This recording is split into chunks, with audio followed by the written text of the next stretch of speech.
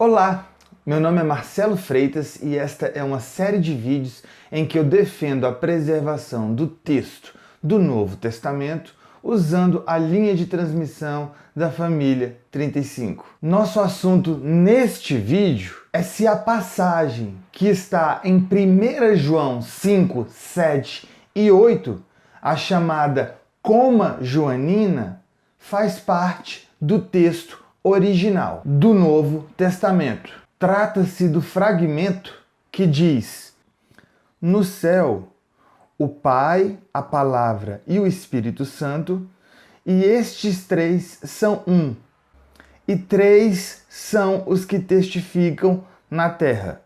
É preciso esclarecer que o único texto impresso que possui essa passagem é o textus receptus, o texto recebido. Todos os outros, incluindo o texto crítico ou eclético, não possuem esse verso. Como nós seguimos a família 35, já é possível concluir que esse é um dos poucos versos do texto recebido, do texto receptus, que não faz parte do texto original. Nós queremos deixar aqui expresso que nós não combatemos o textus receptus. O texto recebido é um texto que utiliza manuscritos bizantinos e, por isso, é um bom texto para a maioria dos fins práticos. Ademais, ele é o único texto no mercado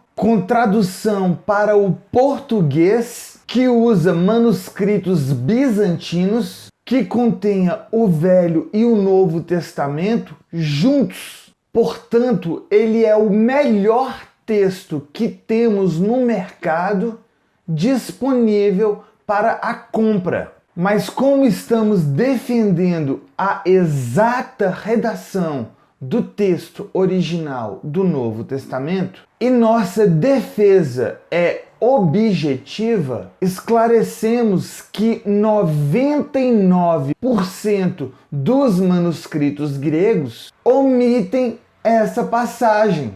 Ou seja, apenas 1% dos manuscritos gregos possui essa passagem.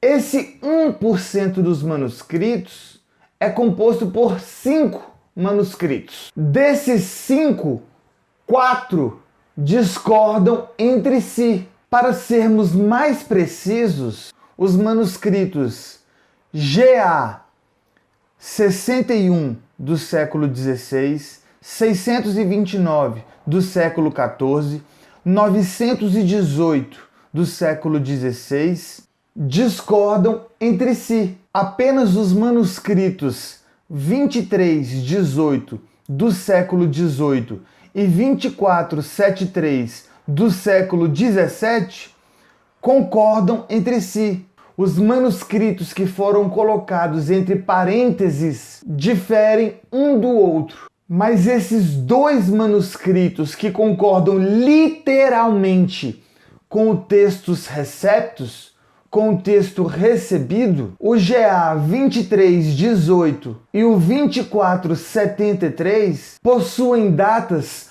posteriores ao textus receptus, ao texto recebido. Eles são dos séculos 13 e 12, respectivamente. O único manuscrito que é claramente antigo, o suficiente para ter servido como exemplar para o texto recebido, é o GA 629. Mas ele é muito diferente do textus receptus, já que ele não possui as 7 últimas palavras, omite mais 5, muda 5 e acrescenta 2. 19 palavras em grego de 40 é demais. O textus receptus, portanto, não se baseou no cursivo 629. Mas talvez você que me assiste esteja se perguntando: como assim? Como é que não dispomos de nenhum manuscrito grego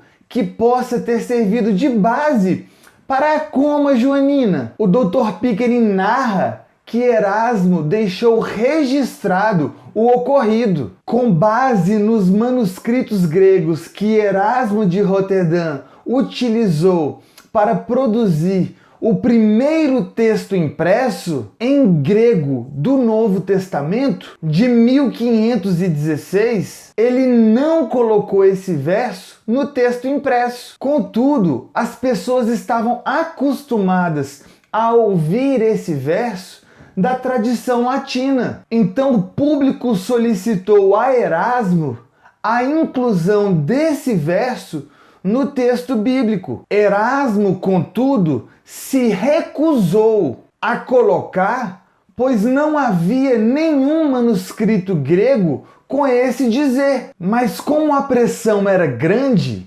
Erasmo fez um desafio. Ele disse que se alguém mostrasse a ele um manuscrito grego sequer com esse verso, ele reconsideraria e colocaria esse verso no texto grego. Um manuscrito apareceu, mas ele tem data posterior ao do texto recebido. A conclusão natural a que se chega é que a coma joanina provavelmente foi uma tradução do latim para o grego, a menos que o seu exemplar esteja perdido. Contudo, os defensores do texto Receptus são bem dogmáticos. Eles entendem que a providência divina fez Erasmo inserir a coma joanina, embora tenha sido por meio da tradução do latim. Ou seja, a inclusão da coma é uma declaração de fé que o texto de Erasmo é o texto correto, é o texto dado por Deus.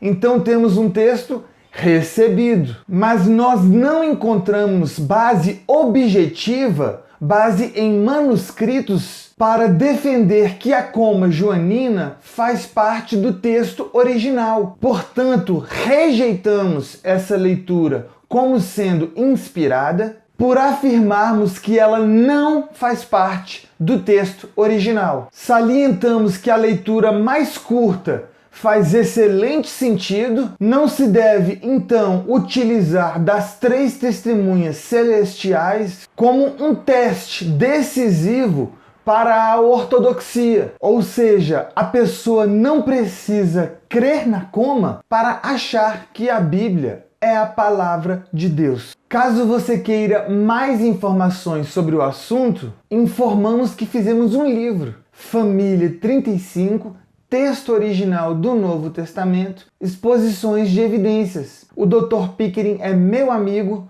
portanto, podem fazer comentários, podem pedir esclarecimentos. Obrigado e até o próximo vídeo.